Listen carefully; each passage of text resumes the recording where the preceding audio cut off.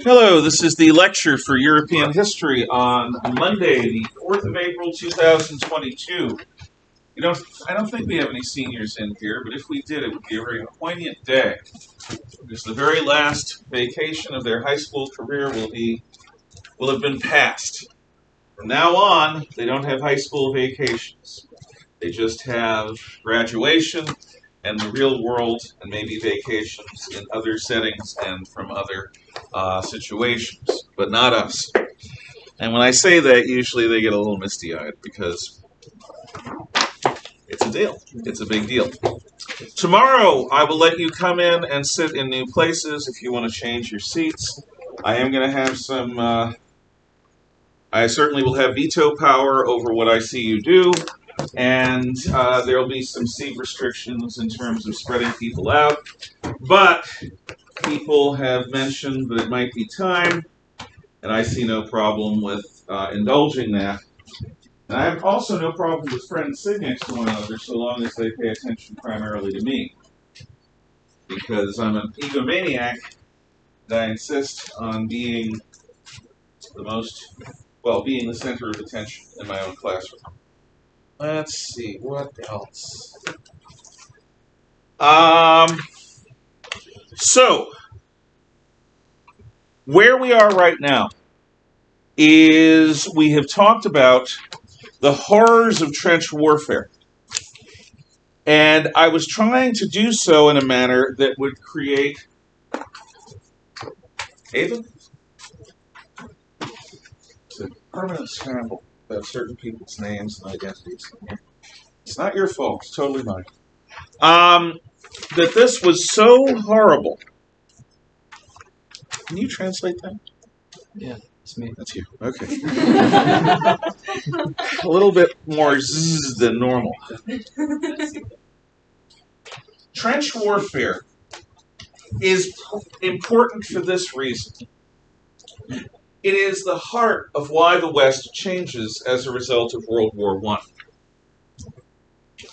Up until now, in ancient history, we studied the origins of human society and civilization, as well as the origins of Western civilization, the development of language and art and notions of the afterlife, which predate any civilization, the development of farming, specialized labor, which is a prerequisite for civilization, and then the development of cities, which is the heart of civilization. Cities being settlements so large that if trade broke down, most citizens would die. The idea of trade being something more than you have, I want, I take, because be strong and you weak, to the stage of I have, you have, let's trade, to the concept of money, which is a great breakthrough. It's the great lubricant that eases the friction of all exchanges between buyers and sellers. The development of river valley civilizations. And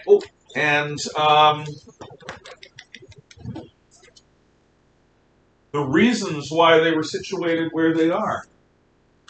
And then we get our ancestors in ancient Greece and in ancient Rome. In Greece, the originators of democracy and philosophy, theater, comedy, tragedy, idealized realistic art with a sense of aesthetics, and the idea that the individual mind is capable of a divine genius or creativity. The Roman concepts of discipline and civic duty, the Republican ideas of always dividing power, never allowing anyone too much opportunity to become a dictator. And then their ultimate failure, thanks to wealth and distraction, in keeping their republic.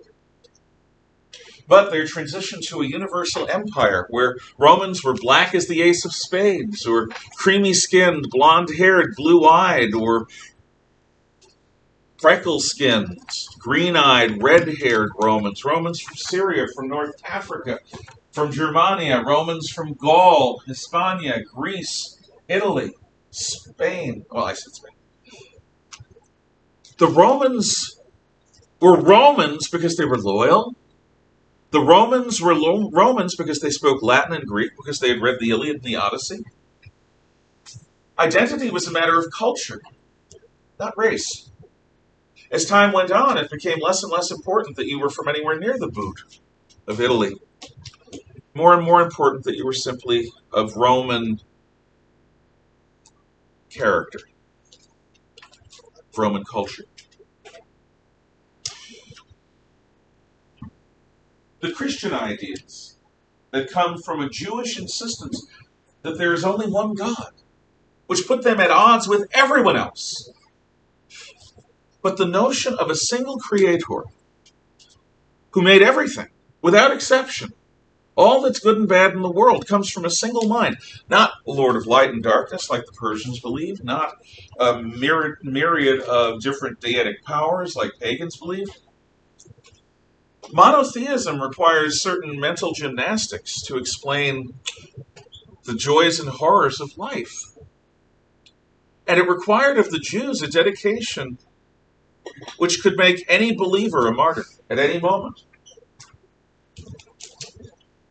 But Jews had believed that Christians were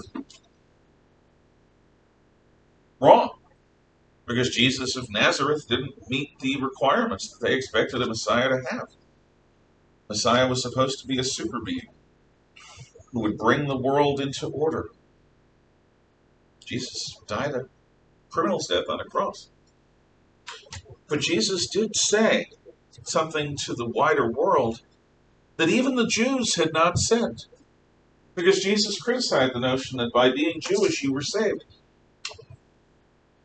Anyone, heroic men like the Greeks extolled, anyone, women, children, poor men, slaves, anyone who exists is a child of God. Anyone who exists has value. Which is the basis of our concepts of human rights. And the Germanic insistence on freedom within one's daily life, on not being interfered with by a pettifogging, interfering, meddlesome government. The insistence that, yeah, we have a king, but we're free men under the king. We freely choose to serve the king because the king protects our rights, because it's a conditional relationship. Our society, our Western civilization, is born in the ashes of Rome. The Christian church is the only thing to survive intact from ancient times.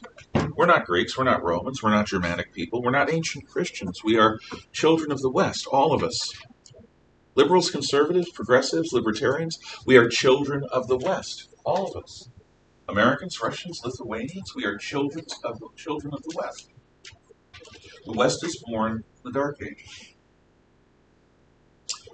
During the 1,000 years of the Middle Ages, the West defines itself as Christendom, as as a society that has a variety of kings under God, where the most powerful human being is accountable to a higher power whose laws and strictures are scrutable. In other words, if a king is remarkably unchristian, if he violates the Golden Rule and the Ten Commandments, the church may strip him of his royal power. One of the great things about Christian Western civilization in the Middle Ages is the idea that the church and the state are not unified. They are divided. They hold each other accountable.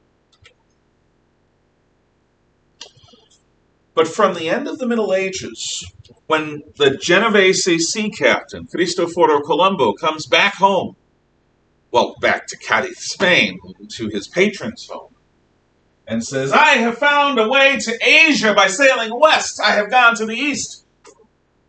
The beginning of modern times. Up until now, everything that we have done. Europe goes out, discovers the world, trades with the world, engages with the world, conquers the world. 100 years ago, the world was a European planet, with Europeans and former Europeans and colonial territories ruled by Europeans. Less than a handful of countries were not under some form of European dominion. So our story, up until this moment, has been the story of an emerging, growing Western civilization spreading out to become not only the world's first industrial civilization, but the world's first global civilization. To the point where the Chinese, who have a history of 5,000 years without a dark age, adopted Western communism, actually, in fact, National Socialism, in practice, in order to inoculate themselves from what they consider to be Western imperialism. Everyone operates within Western terms. So, all of this happens. And Europe is growing in power and confidence. Kipling, without any irony, talks about the white man's burden being the noblesse oblige, the obligation of those who have been given great gifts to use those gifts for a common cause, for common good. And then the most brilliant, advanced, wonderful civilization, Christian Western civilization, spends 4.5 years sending the flower of its youth, basically 1.5 or 2 generations, in frontal assaults on fortified positions with landmines, barbed wire, and machine guns, into the teeth of artillery that can churn up the territory and make a moonscape of some of the most beautiful farmland on Earth. This didn't just happen once. It didn't just happen in the opening year or two of the war. In one way or another, trench warfare went on and on, year after bloody year. And if you want to understand the roots of the white guilt that produces critical race theory, that produces notions that you can't be racist if you're not white, the notion that the patriarchy is evil, the notion that our civilization owes people apologies or reparations for civilizing them, all of this self-loathing, this cultural masochism, the sense that we in the West are guilty, all of us, that if you're proud of the West, you're some kind of white supremacist. All of this comes from the trenches. The modern left, inspired by Marx, inspired by utopian ideas, the vibrancy that allows the modern left to be a power controlling governments in Europe and Asia and the Americas, and controlling political parties and major mass movements within Western societies, the power that the left has to level criticism at us, at our society for not living up to its ideals, lies in the trenches. The trenches are where European civilization comes to terms with the fact that it's not closer to God. We teach the Africans and the Asians who come and fight in the trenches savagery. How can we be reconciled?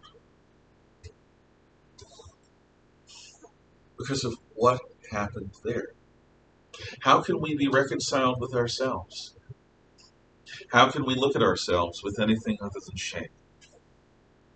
Many people of conscience who come to varieties of different philosophical and ideological conclusions look at the trenches and say that we don't deserve to exist. Or at the very least, we have nothing to teach the rest of the world. Our flaws define us, not our goals, not our glories, not what makes us unique, but our sins. Because the sin of trench warfare and its perpetuation, weeks, months, years, in that terrible, terrible war, is something which literally changes the size of British and Frenchmen and Russians and Germans. The average size of people had been growing thanks to industrial society. With all the pollution, there's more food. People are getting better medical care. They're living longer. We're cleaning up water. People are getting larger. They're living longer, healthier lives. And then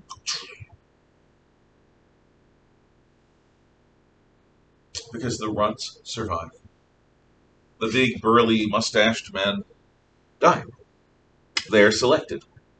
The bravest, most ambitious protectors, the best sheepdogs in those societies were selected for murder before they were able to breed, before they were able to pass on their values.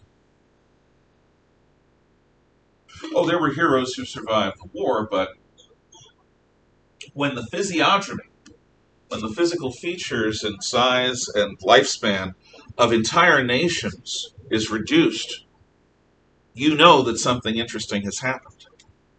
And something interesting did. The truth is, it's only now that the British are getting over the trenches. If you look at British culture, even as late as the 1970s or 80s, there is this echo of the trenches in everything that they say or do. There's this before and after that plagues people who were born in the 1940s and 50s because they don't understand exactly what they've lost, but they understand that they've lost. Like my poor grandmother when she was suffering from Alzheimer's disease.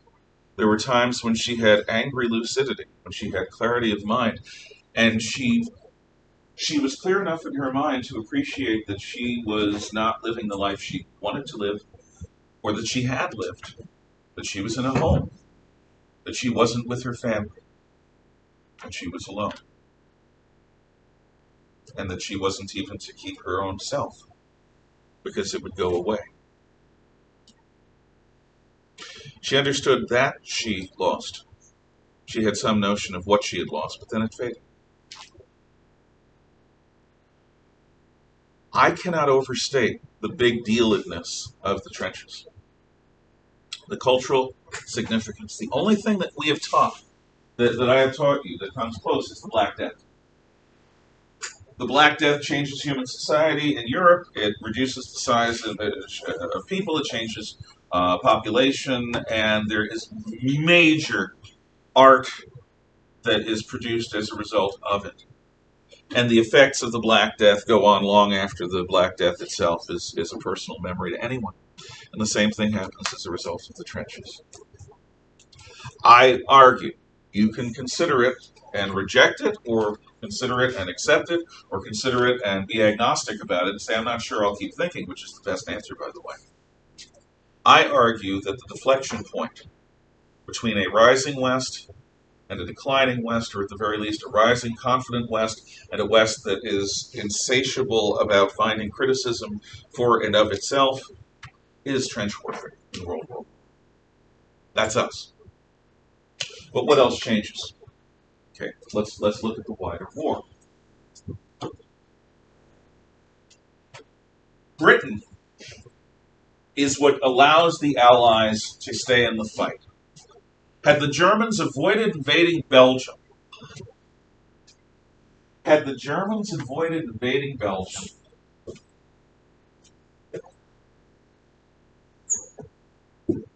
the British stayed out, France would have fallen. No question. It's not even close. And had France fallen, then Germany would have been able to fight Russia. The Schlieffen Plan effectively would have worked, and Germany versus Russia would have ended in a probably a stalemate that would have favored Germany. Who knows, though? As it was, Russia couldn't beat Germany in World War I, even when Germans had to exert massive effort on the Western Front. So one of the great what-ifs is, What if the Germans hadn't invaded Belgium? But now, young Americans, I'm going to give you one of the greatest what ifs of all. How presidential elections change human history. The year is 1912. In 1912, Republicans had won all presidential elections since 1860, except for both Grover Cleveland presidencies. Because the Democrats caused the Civil War. That's how people saw it. And the Republicans waved the bloody shirt of the deaths in that war and held it against Democrats, and outside of cities and populous farming areas, it was a Republican nation. The most dynamic president in recent history in 1912 had been Theodore Roosevelt, a progressive Republican, former governor of New York, Assistant Secretary of the Navy, who set up a victory in the Spanish-American War, both by sending Dewey to Manila Bay and by leading the charge up San Juan Hill. He'd become vice president, and after William McKinley was assassinated by an anarchist, Theodore Roosevelt becomes the youngest president in American history. He serves out the rest of McKinley's term and wins presidency in his own right. Roosevelt is one of the most important presidents in American history, both for what he did, establishing the National Park Service, boosting Navy spending, setting up the government to regulate labor disputes with unions and businesses. His motto, foreign policy-wise, was walk softly but carry a big stick. Roosevelt is responsible for the United States creating the nation of Panama out of a rebellion in northern Colombia and building the Panama Canal. Can you speak so? Yes, I do. I don't care. Okay, it's a paraphrase, not a quote. Walk softly, speak I have softly. that on my wall. No, that's okay. That's a good. No, it's a good quote. Speak softly but carry a big stick. Thank you. The point is, Roosevelt. One of Roosevelt's poems is in this classroom. He believed in living what he called the active life, a life with exertion. Where is it? The arena. It's over here. Let's see. Maybe I put it over here. The vigorous life. It's close. I cannot find it. Many of you see something called the arena. It's vertically formatted like this.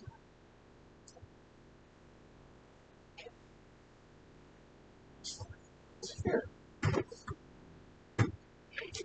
You know what? I can use the magic box. That's what I'm going to do. I'm going to use the magic box. Hello, magic box. Okay, the arena. And this will give you a sense of the strenuous life. That's what he did. Okay, so the arena by Teddy Roosevelt. Oh, there it is. Okay.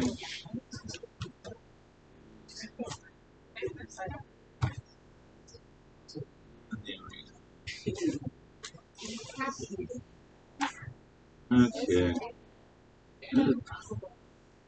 Okay. Here we go. So this is Theodore Roosevelt, President of the United States, talking about the strenuous life. I may have read this to you before.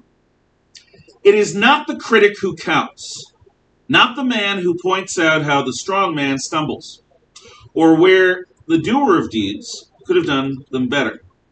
The credit belongs to the man who is actually in the arena, whose face is marred by dust and sweat and blood, who strives valiantly, who errs, who comes up short again and again, because there is no effort without error and shortcoming, but who does actually strive to do the deeds, who knows great enthusiasms, the great devotions, who spends himself in a worthy cause, who at the best knows in the end the triumph of high achievement, and who at the worst, if he fails, at least fails while daring greatly, so that his place shall never be with those cold and timid souls who neither know victory nor defeat. Life is to be lived aggressively, faced moment by moment, every day. Be in the arena. Don't be a critic who watches other people and finds fault. Do something, and if you screw up, good. That means you're a human being, but you're doing something worthwhile. It's bravery rather than cowardice, boldness rather than timidity. In 1908, after serving the better part of 2 terms, one of which again was McKinley's, Roosevelt bows out, following, bless you, George Washington's dictum of 2 terms. And he goes on a global trip. He goes on safari in Africa. He goes to the Amazon rainforest. He attends the funeral of King Edward VII in London. He basically, he almost dies of a malarial tropical disease. He lives. He has some fun. He's still a young man, and he's a former president. But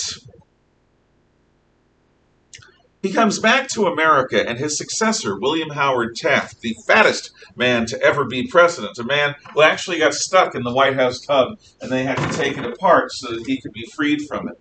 A man who caused a new White House tub, a bigger White House tub, to be built because he was big. A man who eventually becomes the only president to also become, I think, Chief Justice of the U.S. Supreme Court. Taft, who's not a bad president at all, but Taft is a more conservative Republican, a more pro-business Republican, not so bold. And Roosevelt comes back and says, "What the hell, Taft? You're abandoning my legacy." And Taft says, "Well, I respect your legacy, Teddy, but I'm president now." Teddy says, "Not for long." So in 1912, Roosevelt runs for the Republican nomination for president. So does Taft. But Taft controls the apparatus of the Republican Party. And at this point, a lot of the votes are not popular. The state delegations decide how the electoral votes are going to be, or how the nomination is going to be run, not by a popular vote like it's done today, not in a Republican primary. So Taft wins the Republican nomination. And he thinks that's done. But it's not. Because Roosevelt goes out and forms the Progressive Party, the Bull Moose Party. He's going to run against Taft. And against some college professor named Woodrow Wilson, who would become governor of New Jersey. Well, here's the problem. Roosevelt, by running as a third party, splits the Republican vote. You combine Roosevelt and Taft's votes, and they win handily. But it's no. So what happens is, with about 40% of the vote, Woodrow frickin' Wilson, my least favorite president in the American history ever, which if you're a progressive should indicate you should learn about Woodrow Wilson because he's an ultimate progressive as president. Wilson, with about just over 40% of the vote, becomes president of the United States as a result of the 1912 election. Why does any of this matter? Let me explain. August 1914, Europe goes to war. Teddy Roosevelt starts writing editorial or columns in newspapers all across the country. We've got to help the British and French. The Germans are freaking Huns. They tried messing with Venezuela when I was president. We've got to get involved. America's got to take a stand for civilization against the Teutonic menace. Had he been president, which he would have been had Taft bowed out, or had Taft been, I don't know about Taft, but had Teddy Roosevelt been president, there's no question in my mind the United States of America would have gotten involved in World War I on the side of the Allies in 1914 or 1915. Now, had that happened, our army would have been on the battlefield by the late 1960s. With America in the war that early, the war ends in an Allied victory before the great slaughters of 16, 17, and 18, before the Tsar falls, before the Russian Revolution. The war ends before Lawrence of Arabia awakens the Arabs to the point where the British promise a Jewish homeland in Palestine. The war ends with the old world much more intact. One election. Teddy Roosevelt gets us involved in World War I. And because Germany absolutely cannot stand against Russia, the United States, Britain, and France, no, it's gone. The war is much shorter. Trench warfare does not become the great shock it does. Maybe the world remains a bunch of competing colonial empires where French civilization is really conveyed to the French West Africans, British civilization is really conveyed to the people of South Africa, where India and Britain may be more reconciled, an entirely different future, just because of one election. Instead, we have Wilson, who tells the American people, like the remonstrative college professor he is, when you watch the newsreels, because people were watching newsreels and Nickelodeons back in those days, don't cheer for either side. Because the Irish would cheer whenever the Germans blew up a British position, because they hated the frickin' British. And the British would cheer, the English Americans would cheer when, a German position was taken. So Wilson says, we've got to be neutral in thought, word, and deed. Wilson does not get us involved in World War I for his entire first term, and in his second term, arguably, he's brought into the war kicking and screaming. Was that a good thing or a bad thing? Well, the war goes on longer because of it. The vast likelihood is, had we been involved much earlier, the war would have ended before it got as bad as it did.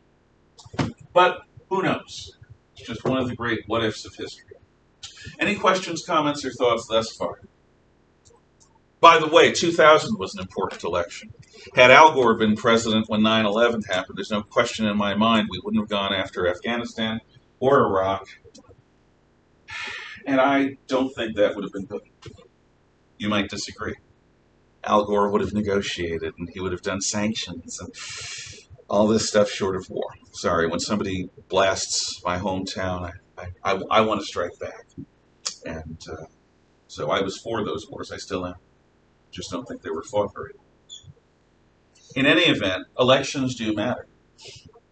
Not that the most recent election has had any effect. Oh no.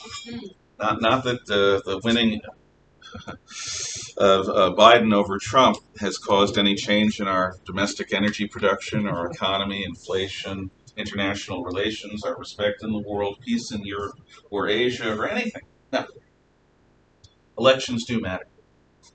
The person who's president does actually have an effect when the United States is a world power. Really? No thoughts? Just trying to. Welcome back to school. Okay.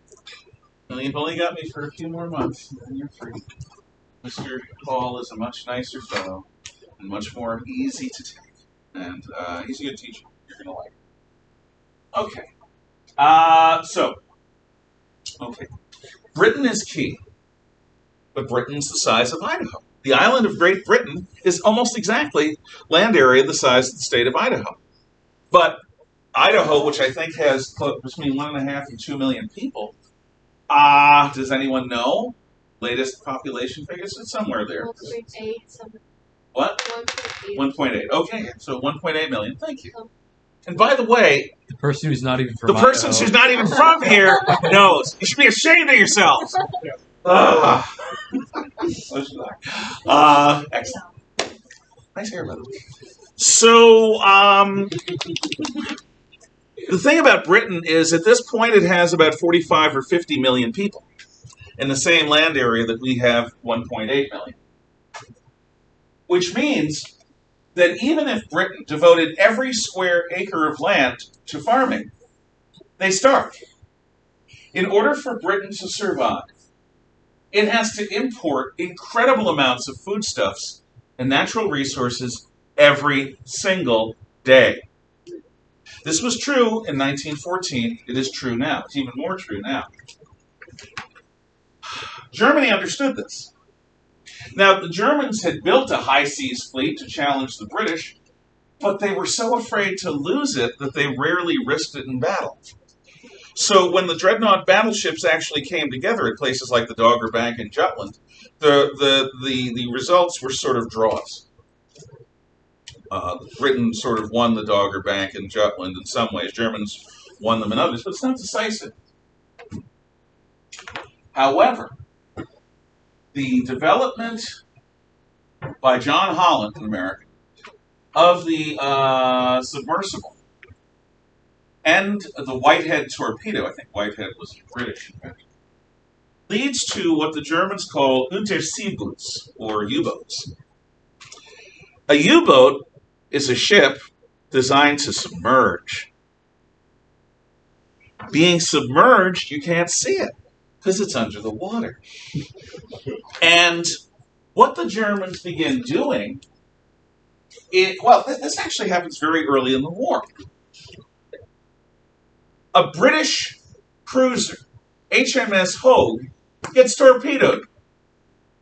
It has two sister ships, the Abakir and the Cressy.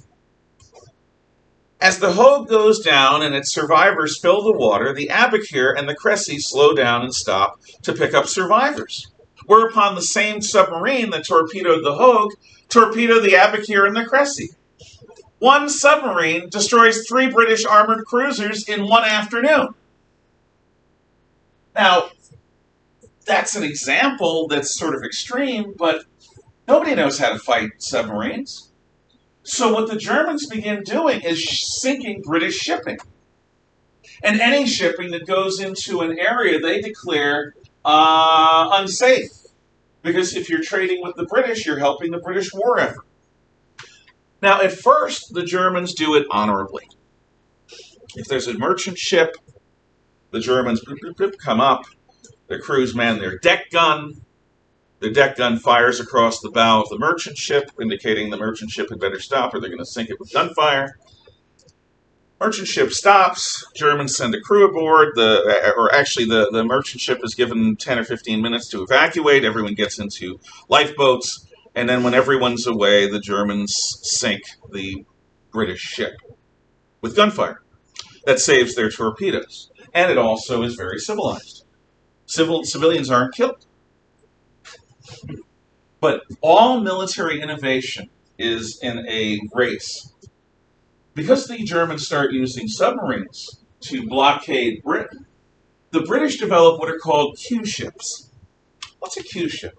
Well, it looks like a merchant ship, slow, pokey steamship, dirty and rusty, and the Germans bloop, bloop, bloop, and they send their crews to the deck guns. Whereupon the British unmasked 8 or 10 or 12 deck guns from behind hay bales and crates, hidden guns, because they were masquerading as a wolf in sheep's clothing. And they, and there goes the Germans.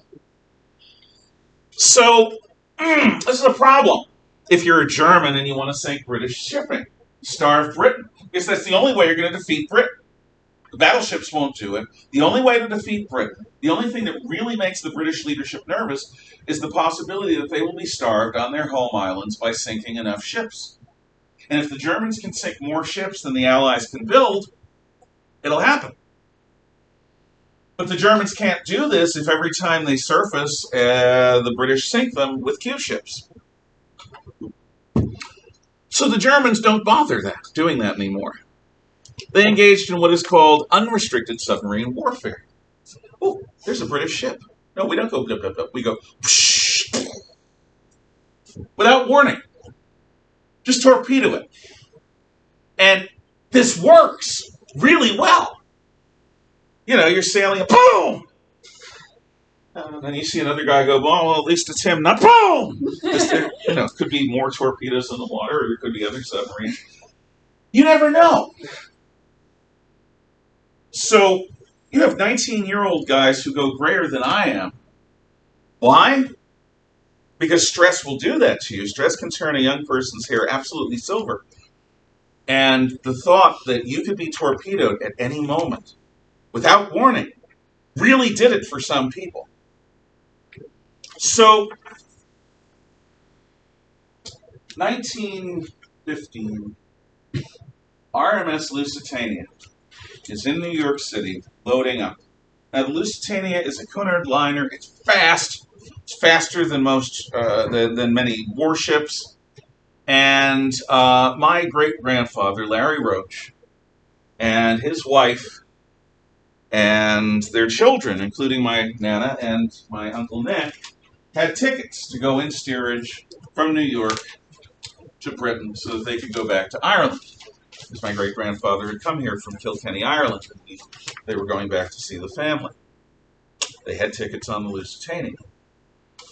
And on the dock, my great-uncle Nick got so sick that my great-grandfather, who was a flinty man who did not often compromise with anything or anyone, he was an armed bank guard, that's what he did for a living, said, okay, we can't go, Nick's too sick. So they turn around and go home. They're going to get passage on another ship. This is one of those moments where history walks over my grave, because it's that very voyage where the Lusitania is off the old Head of Kinsale, south of Ireland, on its way to Liverpool, England. And the captain of the Lusitania has decided our speed will save us, so he didn't zigzag. Normally what a ship does when it's in enemy torpedo waters is it changes course and basically uses extra fuel and extra time, but it's harder to predict. So if you're plotting the course of a torpedo, it's much more difficult to get a firing solution. But, captain of the Lusitania. So, when the German submarine commander sees this, he does the calculations, and the Lusitania is hit in steerage, exactly where my Irish ancestors would have been. As it was, there were 208 Americans killed on the Lusitania as a result of its torpedoing off the old Head of Kinsale. And America was neutral. But America was upset. Why should 200 plus Americans get killed in a war that we haven't even involved ourselves in yet? Well, the Germans said, well, we had given warnings, don't get on the Lusitania, we might sink it. We're going to sink anything that gets close to the British Isles. We did warn you, and the British are certainly going to be carrying, war supplies as well as passengers, which they were. So it's a valid target of war. But still, the American people are like, and Wilson has to calm them down, which he does, because Wilson wants to win the 1916 election and keep us out of war, or both of those things. So the Lusitania is sunk, but the Germans, as a result of wanting to keep America out of the war, for a while anyway, abandon unrestricted submarine warfare. They're gonna give warning before they torpedo it. They'll go up, they'll give warning, they'll go down, or they'll shoot with a deck gun. They'll take the risk, which is going to really reduce their effectiveness. And I think what we're going to do is... Oh no, I can... Just deciding whether I have time to do the next element. Yeah, I do. So, warfare is not just on the surface of the earth, or under the earth, like the miners in trench warfare. It's now not just on the surface of the water, it's under the water as well. And now we come to air power. I had told you before vacation, the French, at the time of the American Revolution, just before, the Montgolfier brothers developed a hot air balloon. Hot air balloons were used in the American Civil War, among other things, to spot where enemy movements were occurring.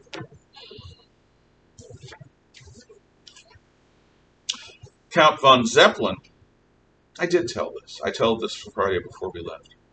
But I'll just remind you. Count von Zeppelin developed hydrogen balloons within a rigid metal structure made of aluminum called the Zeppelin or the dirigible. And Zeppelins were used by the Germans to bomb London, among other things. Zeppelins were slow, and they were filled with a highly flammable gas. At first, no aircraft, no heavier than air aircraft could reach them. But after a while, the British developed better, heavier than air aircraft and incendiary rounds, which is a bullet that, when fired, burns. You hit a hydrogen Zeppelin with incendiary rounds, and it becomes a fireball. And so the Zeppelins were no longer effective. The Germans eventually developed bombers, so did the British, and they developed fighter aircraft. So air war is also being explored. So there's war under the sea, on the sea, above the sea, under the ground, on the ground, above the ground. Whole new dimensions of war. Fighter aircraft were designed not to bomb land targets, but to shoot down other aircraft. Their weapons face forward. When the Germans develop a way of having the guns fire but not hit their own propeller, the Germans have an edge for a while. And what you end up with is what is called the dogfight, which is an aerial battle between fighter planes where fighters are maneuvering to try to get behind one another so they can fire their machine guns and destroy the enemy. Pilots do not have parachutes because they're too expensive. They're silk, after all. And besides, it's war. It's like trench warfare. On the ground, you don't expect a guy to survive after he gets hit with an artillery shell or a rifle round. If your plane gets shot down, you're probably going to die, unless you can find a way to bring it in and get out. So the average life expectancy of a fighter pilot on the Western Front near the end of the war was 2 weeks. That means half the people who went into aircraft were killed within the first 2 weeks. Because air warfare, when you're using the Mark I eyeball to spot everything, is very, very difficult. And we human beings tend to think in 2 dimensions, because we're designed to live on the surface of a planet. Aerial warfare absolutely requires 3-dimensional thinking, and that's not something that comes naturally to a lot of people. Some people, like the Red Baron, Manfred von Richthofen, and his replacement, Hermann Goering, who is going to become famous later, not in good ways, they have that 3-dimensional sense. So anyway, we'll come back to things tomorrow. Remember also, this Monday coming up, you do have work for me. Nothing until then. Ta-ta.